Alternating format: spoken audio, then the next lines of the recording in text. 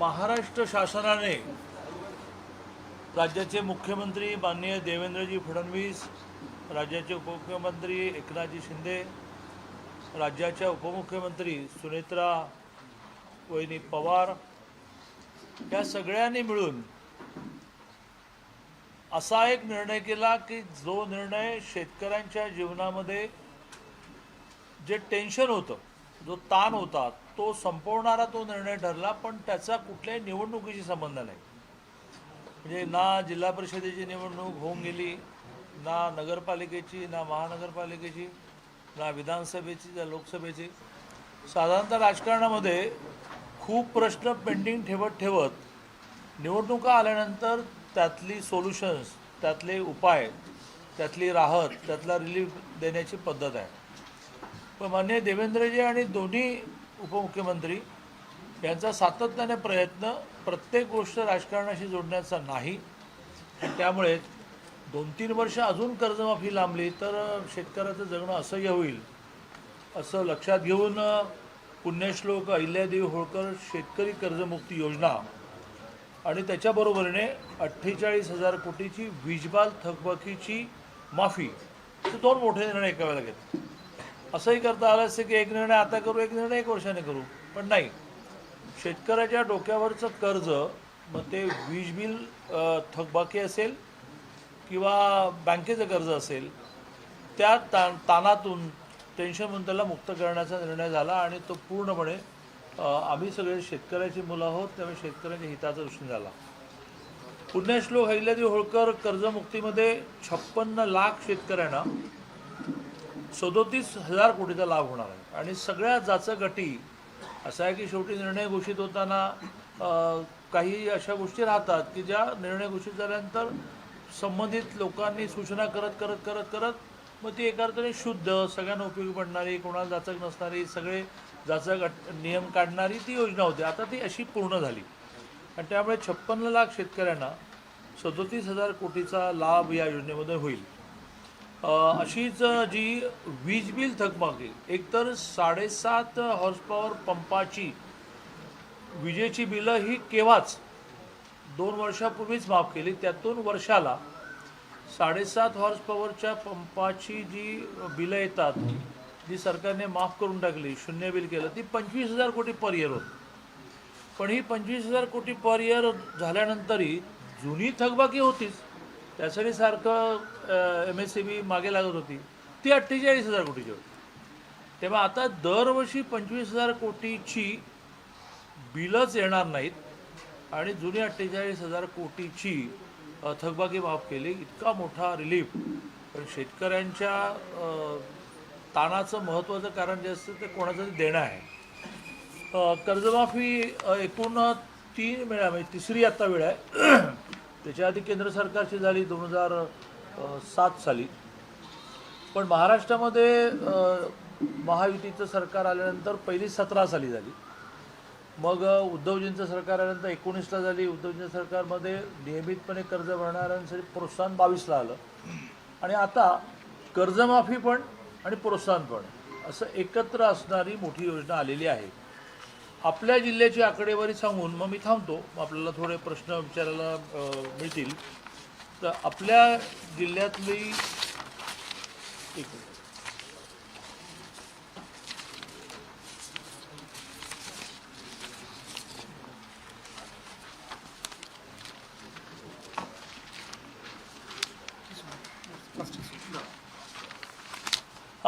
आपल्या जिल्ह्यातल्या शेतकऱ्यांना किती लाभ होणार आहे, तर आपल्या जिल्ह्यामध्ये ज्यांना कर्जमाफी मिळाली आणि प्रोत्साहन लाभ मिळेल ती संख्या, ती अमाऊंट ही 1161 कोटी रुपये आहे.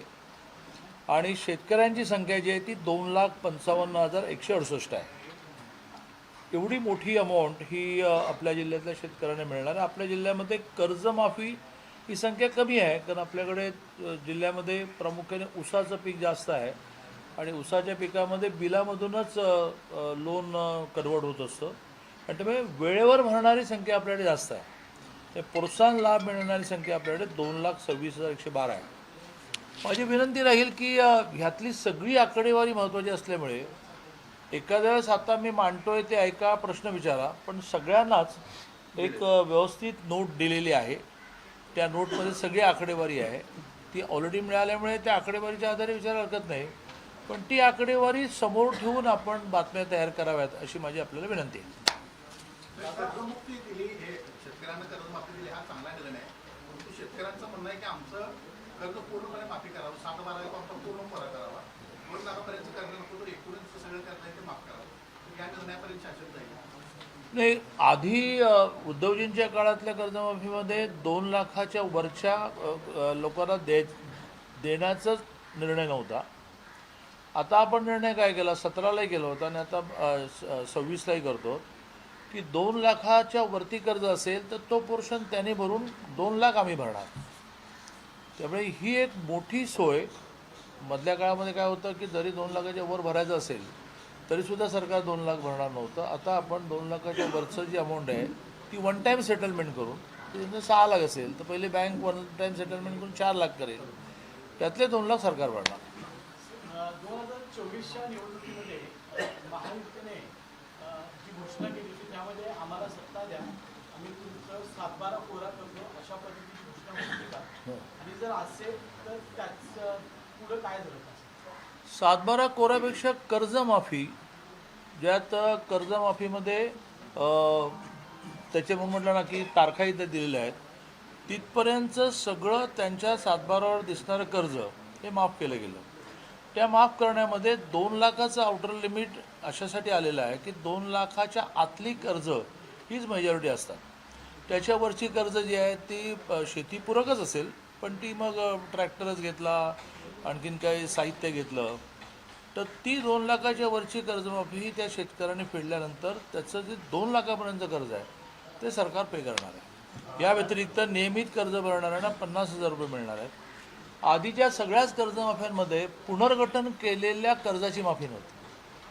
असं म्हटलं जायचं की बा तुम्ही त्या वर्षी आपल्या भाषेत नवजुनं करणं, तर त्या नवजुनाला परवानगी नव्हती. इव्हन 17च्या कर्जमाफीमध्ये सुद्धा. आताच्या कर्जमाफीमध्ये ती पण अट आपण काढली की पुनर्गठन झालेल्या लोनची सुद्धा कर्जमाफी आपण देणार आहोत. आता काही शेतकऱ्यांची कर्जमाफी जी झालेली आहे, 1 लाख असेल तर त्यातले 80,000 झाले, पण 20,000 दिसतात, 40,000 वगैरे शिल्लक राहिले.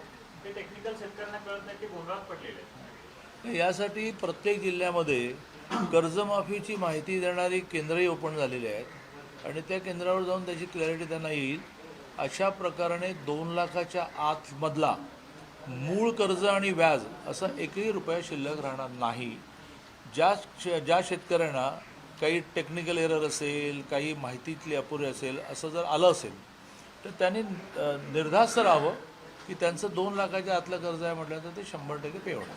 केंद्र कुठं आहे साधारण हां, जिल्ह्यामध्ये एक केंद्र कुठं आहे माहिती देणार? इथल्या ह्या जिल्ह्याचं केंद्र कुठे आहे बघूया आपण.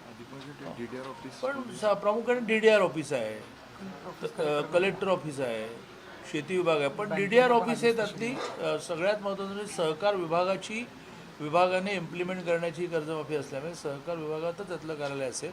आपापल्या बँकांमध्ये सुद्धा ही माहिती मिळेल की बाबा माझं 2 लाखाच्या आतलं आहे, 80,000 कसं पे केलं. असं 2 लाखाच्या आतल्या कोणाही कर्जाचं अर्ध माफी केली असं होणार नाही.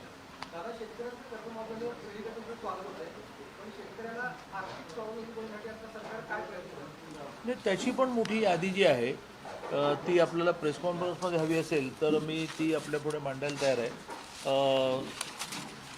जसं आता मी हे म्हटलं की सोलरवर शेतकऱ्याचा पंप शिफ्टिंग करण्याचा प्रयत्न चालला आहे. त्याच्यातून त्याला दिवसा वीज देण्याचं जवळजवळ 60-70% ही संख्या गेली की ज्यांना आता दिवसा वीज मिळायला लागली. त्यांचं वीज बिल 0 यायला लागलं.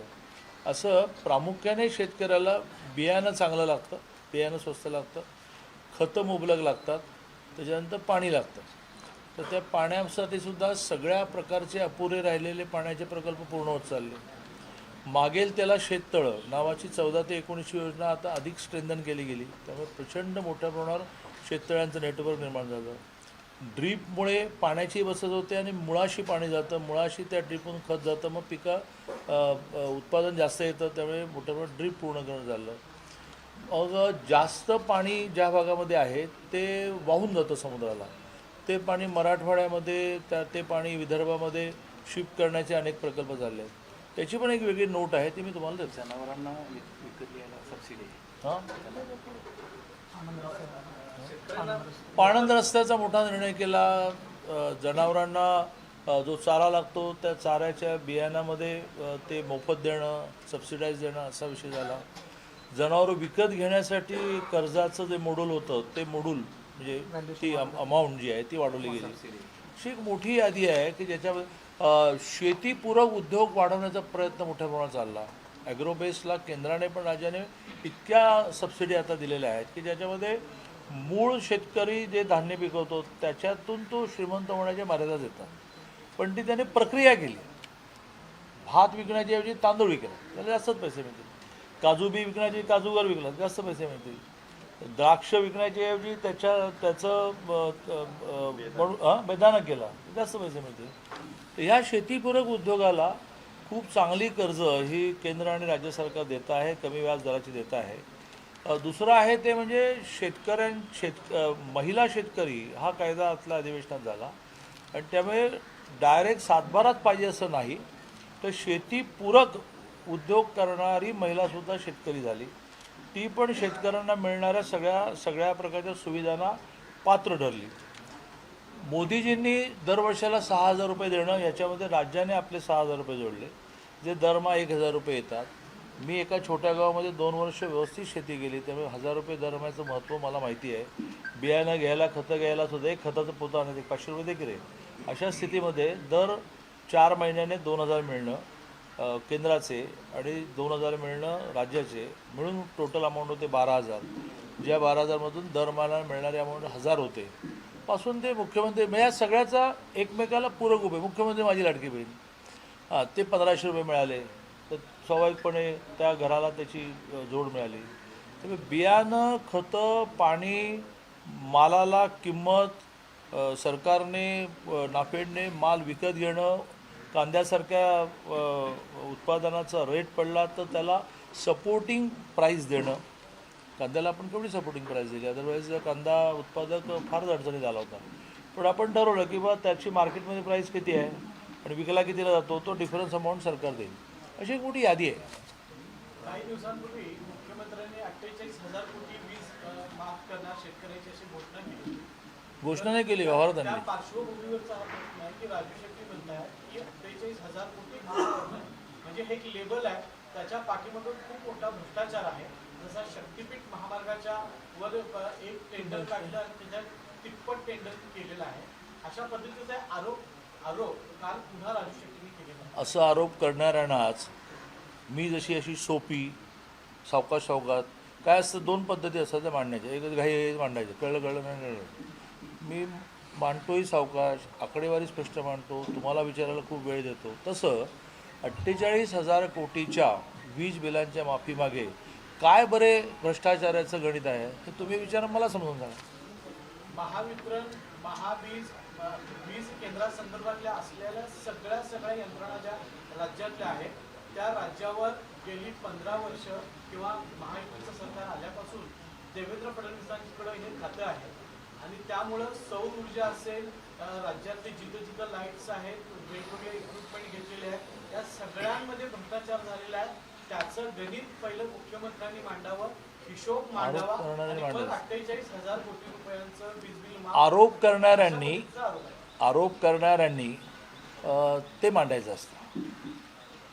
मुख्यमंत्री देवेंद्रजीने आम्ही त्यांचे सगळे सहकार्य म्हणणारच की कुठलाच भ्रष्टाचार झाला नाही. तुम्ही झाला आहे नाही झाला आहे तर मग तुम्ही मांडा ना. कुठलं टेंडर किती % हायला गेलं ठराविक लोकांना गेलं की नाही असा अभ्यासपूर्ण मांडावं. राज्यात आणि देशातसुद्धा सध्या हवेत बार मारणं जे आहे ना ते जरा फार चाललं आहे. त्यामुळे आकडेवारीच्या आधारे बोला. हां दिली सांगितलं ना दिवसा लाईट द्यायला सुरुवात केली 12 तास. एक वर्षभरामध्ये जवळजवळ 100% शेतकरी दिवसा लाईटकडे शिफ्ट होते ना.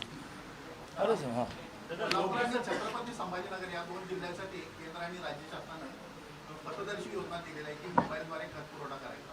परंतु त्याच्यामध्ये 2 महिन्यात एकदाच एक गोणी मिळणार असं आहे आणि शेतकऱ्यांना आता पावसाळा सुरू आहे लागलेला सगळा हंगाम चालू आहे आणि ही जे धोरण आहे ते शेतकऱ्यांना उपयुक्त नाही आहे.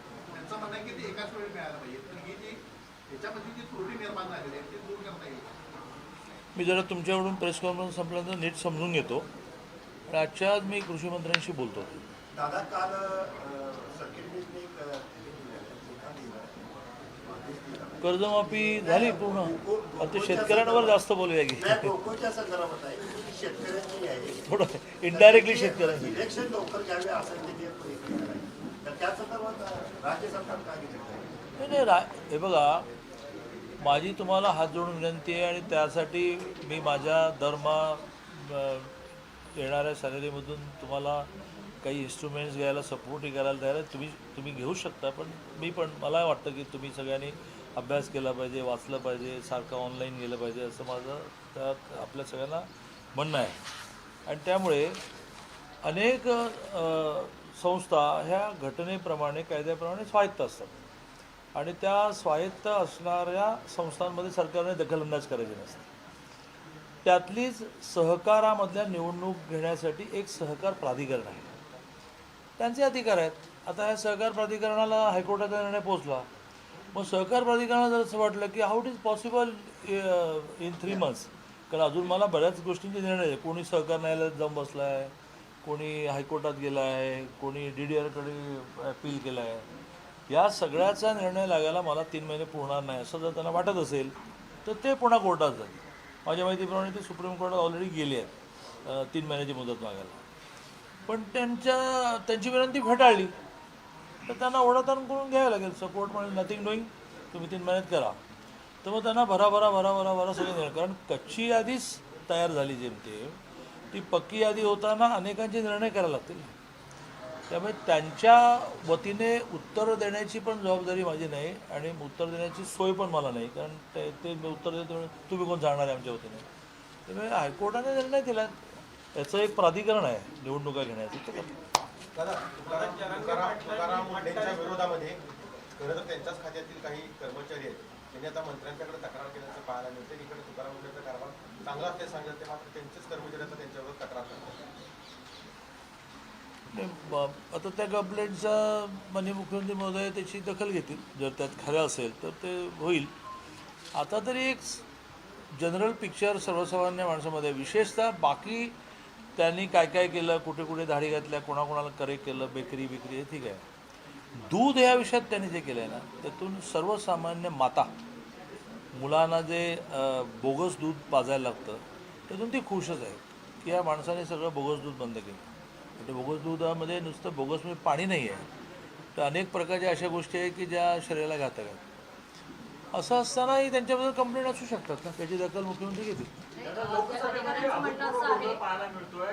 राहुल गांधींनी अमित शहाचा राजीनामा मागितलाय, कारण विद्यार्थ्यांच्यावर जे काही हल्ले झालेले आहेत ते अमित शहा यांच्या आदेशानुसार झाले अशा प्रकारचा गंभीर आरोप आहे. ह्या लोकशाहीची ब्युटी अशी आहे की तुम्ही पण आरोप करू शकता. ते तर लोकसभेचे विरोधी पक्ष नेते आहेत. आरोप केला याचा अर्थ तो खरा असतो असं नाही, आणि आरोप केल्यानंतर त्यांनी जी मागणी केली आहे ती पूर्ण होणं हे त्या तथ्यांशी जोडलेलं असतं. आता मला एक सांगा, दिल्ली पोलिसांनी एक फार मोठा रिपोर्ट, तुमचे सगळ्यांचे परममित्र, माझे फारच परममित्र राहुल कुलकर्णींचा काल व्हिडिओ पाहिला तर आपल्याला चक्करच येईल ना. तर आपला राहुल कुलकर्णीवर आक्षेप काय आहे का बरं, तेही तथ्यांच्या आधारेच बोलत आहे. तर त्या सगळ्या आंदोलनामध्ये असणाऱ्या संख्येचं बायफर्गेशन त्यांनी दिलं आहे. वाचलं तू माझगावकर राहुल कुलकर्णींचा कालचा व्हिडिओ पाहिला की ज्याच्यामध्ये जे होते त्यातले किती जण कुठल्या कुठल्या गुन्ह्यामध्ये होते असे एक पोलिसांनी ॲनालिसिस केलं. त्याच्या आदल्याविषयी एक आणखीन व्हिडिओ आला आहे, मी तुम्हाला फॉरवर्ड करेल. राहुल कुलकर्णीचं तर खूप चाललं आहे. तर त्यातल्या आदल्या दिवशी ज्याच्यामध्ये त्यांनी असं म्हटलेलं आहे की तिथे पडलेला एवढंसं दगड पण आम्ही कलेक्ट केला आहे आणि त्याच्यावर साधे जरी बोटाचे फुटप्रिंट्स असतील तर ते आता आधारशी लिंक होतील. तर त्याच्या आधारे बहुतेक राहुल कुलकर्णींचा कालचा व्हिडिओ आहे की ज्यात त्याने गुन्ह्याचे जेवढे प्रकार जगात असू शकतील त्यातल्या संख्यासहित दिलेल्या आहे की त्यातले कोण जबरी गुन्ह्यांमधले किती जण त्यात होते. आता हे पण आहे ना, एका बाजूने राहुल गांधी आरोप करतायत की अमित भाईंनी हा लाठीचार्ज करायला लावला, दुसऱ्या बाजूने पोलिसांनी त्यांच्या ॲडव्हान्स टेक्नॉलॉजीच्या आधारे आकडेवारी दिली की ज्यामध्ये फॉरेन नॅशनल्स किती होते पासून आकडे होते. मी नाही म्हणत आहे ते पोलीस डिपार्टमेंट म्हणते ज्याच्या आधी राहुल कुलकर्णीने व्हिडिओ केलेला आहे. त्यामुळे पोलिसांना पण प्रूव्ह करावं लागेल, राहुल गांधीने पण प्रूव्ह करावं लागेल. या आंदोलनाला बाहेरच्या लोकांची फूस होती हे जर गृह मंत्रालयाला माहीत होतं तर मग आंदोलन हाताळण्यात गृह मंत्रालय कुठं अपयशी ठरलं असं म्हणायचं, कमी पडलं असं म्हणायचं आपण. फॉरेन एड, परदेशातली मदत, काही बॅड एलिमेंट त्यात असणं असं माहिती असतानाच आपण व्यवस्थित टॅकल करत होतो ना. जोपर्यंत संसदेकडे निघाले नाहीत तोपर्यंत तर कोणीच काही करत नव्हतं. माहिती असून काय उपयोग आहे, ते आपोआपच होईल, हळूहळू शांत होईल. पण ज्यावेळेला आपण टी व्हीवर चित्र पाहिले की संसदेचे दरवाजे बंद करावे लागले, अशा वेळेला समजा हे सगळे संसदेमध्ये घुसले असते तर काय स्थिती निर्माण झाली आपल्याला माहिती आहे. नाही पण दादा काही महिन्यांपूर्वी राहुल गांधीच म्हणाले बरं, आता कर्जमाफी संपली, मी जाऊ आता. राहुल गांधींचं एक स्टेटमेंट असंच होतं की नेपाळ असेल, बांगलादेश असेल, तिथं जशी तरुणाई आली होती रस्त्यावर तीच परिस्थिती भारतात होईल. मग त्याचे म्हणायचं का त्यांनी असं काही इशारा दिला होता का आणि त्याच्यावर गांभीर्यानं का? माहीत नाही, याचा विचार करणारे करतील. तुम्हाला आणि मला आपल्याला स्वतःला असं समजवता आलं पाहिजे की आपल्याला शेतकरी कर्जमाफीवर बोलायला सांगितलं आहे त्यावर आपण बोलायचं, तुम्हाला शेतकरी कर्जमाफीवर विचारायला सांगितलं ज्याच्यावर विचारायचं. दोघांनी असं ठरवायला पाहिजे की आता मला जेव्हा हे सांगतील की दिल्लीतलं आंदोलन या विषयावर बोला, काय बोलेन तुम्हाला नीटच माहिती आहे. मी जाऊ. दादा, नंदुरबारमध्ये भाजपमध्ये दुष्पूस झाल्याचं पाहायला अरे बापरे, नंदुरबारमध्ये गेले, भाजपमध्ये गेले, दुसपूसला गेले. मला वाटते कर्जमाफी या विषयात शेतकरी जसा समाधानी आहे तसे तुम्ही पण खूप समाधानी आहात आणि त्यामुळे तुम्हाला कुठलाही प्रश्न विचारायचा नाही असं म्हणतो. गेले 8-10 दिवस तुमच्या भाजपमध्ये जोरदार वाद सुरू आहे. ते तुमच्यापर्यंत आज पोहोचणार कुठे त्याचं काय? मी वारंवार हे उदाहरण देत असतो की दोन जिवंत माणसं ज्यावेळेला जिवंतपणे काम करतात, झोपा काढत नाहीत, त्यावेळेला काहीतरी असतं. मग त्याच्या घरातला एक कुटुंब प्रमुख असतो, आय एम नॉट कुटुंब प्रमुख, तो म्हणतो या इकडे बसा, आणि ते पेल्यातलं वादळ ठरतं. शेतकऱ्यांची कर्जमाफी केली, परंतु कोल्हापुरातील सैनिक टाकळी एक गाव आहे तिथं एमआयडीसीची मागणी नसताना तिथं एमआयडीसी लादली जाते. कुठे? सैनिक टाकळी गावात लोक आंदोलन गेले 2 दिवस लोक कलेक्टर ऑफिसच्या मलाही निवेदन मिळालं, मी बघतो. दादा, मराठी भाषेला अभिजित भाषेचा दर्जा त्या ठिकाणी मिळाला. 2 वर्ष खरं तर झाली. मात्र केंद्राकडे जो प्रस्ताव पाठवलेला अध्ययन केंद्रासंदर्भातला तो महाराष्ट्रात अद्याप त्या ठिकाणी पूर्ण झालेला आहे. केंद्राकडून हे सगळं अजूनही काही त्याला मंजुरी मिळाली केंद्राला. कशाला मंजुरी मिळाली नाही? अध्ययन केंद्र जे महाराष्ट्रात करणार त्या केंद्राकडून जो प्रस्ताव पाठवला होता केंद्राला तो अद्याप काही मंजुरी नाही. पावणे 2 वर्ष झालं तरी असं कुठलंही झालेलं नाही. मराठी भाषेला अभिजात भाषेचा दर्जा मिळाल्यानंतर जे जे करायला पाहिजे ते प्रामुख्याने राज्य म्हणून करताना काही निधीची मदत मागावी लागते, तर ते करणं. जसं आपण रिद्धपूरला अमरावतीजवळ मराठी भाषेचं वेगळं विद्यापीठ काढलं पासून मराठी भाषेची जिथे जिथे विद्यापीठांमध्ये डिपार्टमेंट्स आहेत त्या डिपार्टमेंटना स्ट्रेंथन करणं चाललं आहे. 100रावं साहित्य संमेलन जे पुण्यात व्हायचं आहे त्याला खूप बळ, कुठे इंटरफिअरन्स न करता देण्याचंही सरकारने ठरवलं आहे. त्यामुळे तुम्ही काय म्हणताय ते मी समजून घेतो. दादा, एक तुमच्या कार्यक्षेत्रातला प्रश्न आहे पुण्याचा. पुणे महापालिकेमध्ये जे सत्ताधारी आहेत नगरसेवक ते स्वतःला हवा असणाऱ्या ठेकेदाराचा आग्रह मोठ्या प्रमाणात करत असल्याची चर्चा काल दिवसभर पुण्यामध्ये होती.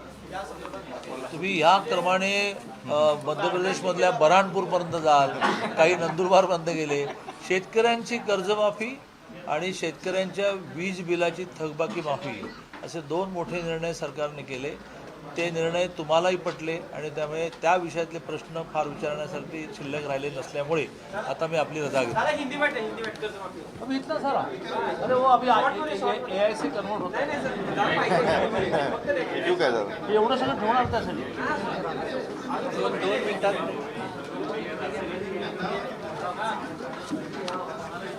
14 से 19 महायुति की सरकार थी, देवेंद्र जी मुख्यमंत्री थे, तब 2017 में एक कर्ज माफ़ी हुई.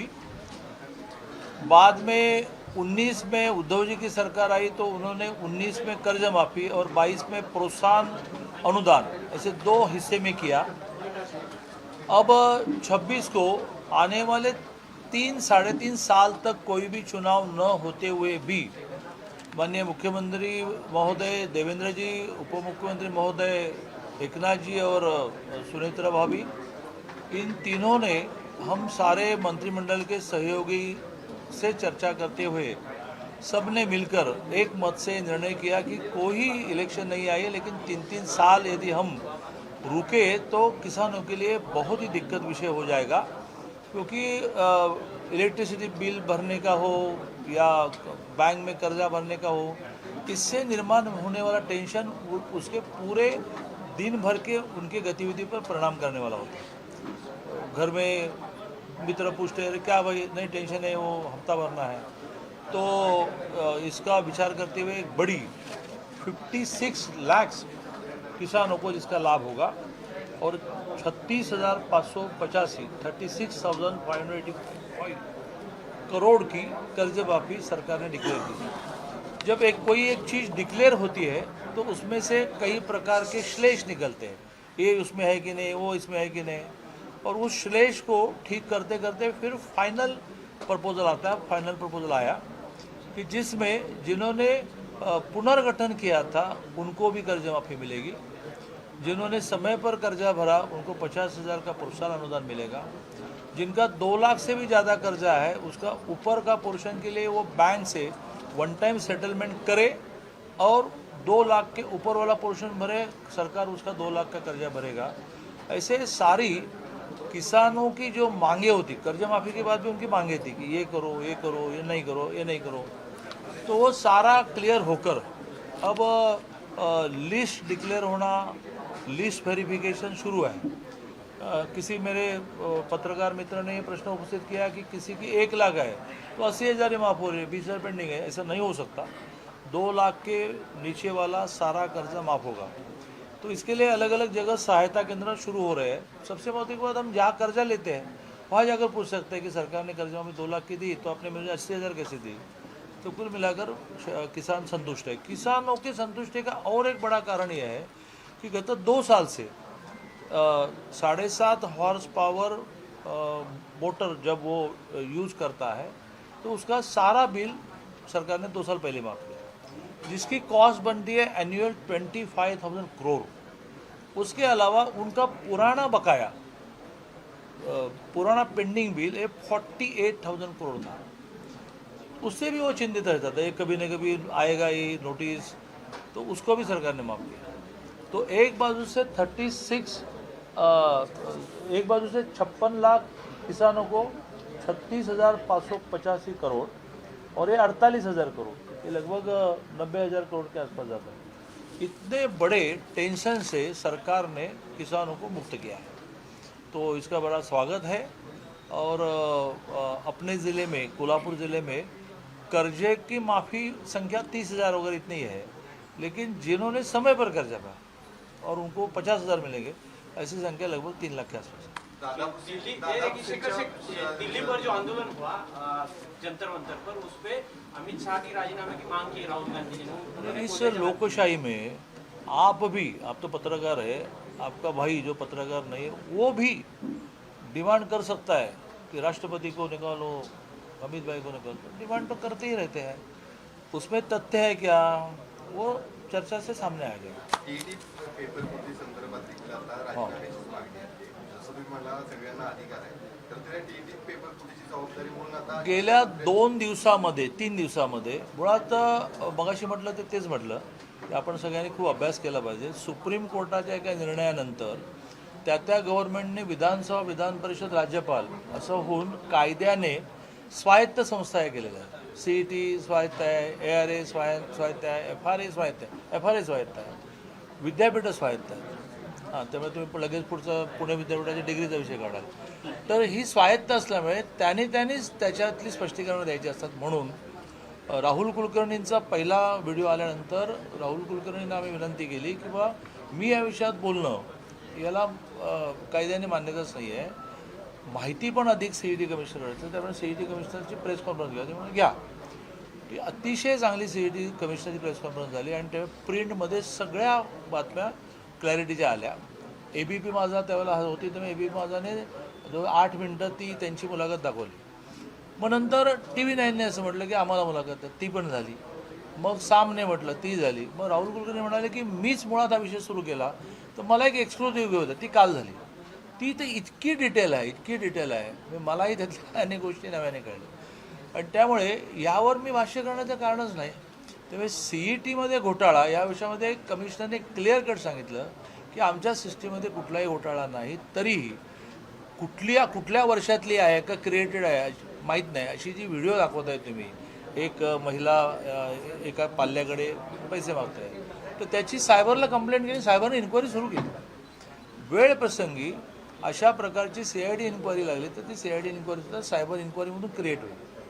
इतकी क्लॅरिटी आल्यामुळे मला असं वाटतं गेल्या 2-3 दिवसापूर्वीचा जो विषय होता तो बऱ्यापैकी समाधान होऊन संपला. काल राहुल कुलकर्णीने पालकांनाही ऑनलाईन कनेक्ट केलं. पालक ऑनलाईन प्रश्न विचारायचे, मग राहुल कुलकर्णी त्या पालकांच्या वतीने प्रश्न विचारायचे, मग आमचे CETचे कमिशनर त्याच्यावर उत्तर द्यायचे. इतकी क्लॅरिटी आहे. त्यामुळे या विषयात काही विषय राहिला नाही. मनोज जरांगे पाटलांनी एक आवाहन केले 29 ऑगस्टपासून ते आंदोलन करत आहेत आणि हे आंदोलन शेवटचं असेल.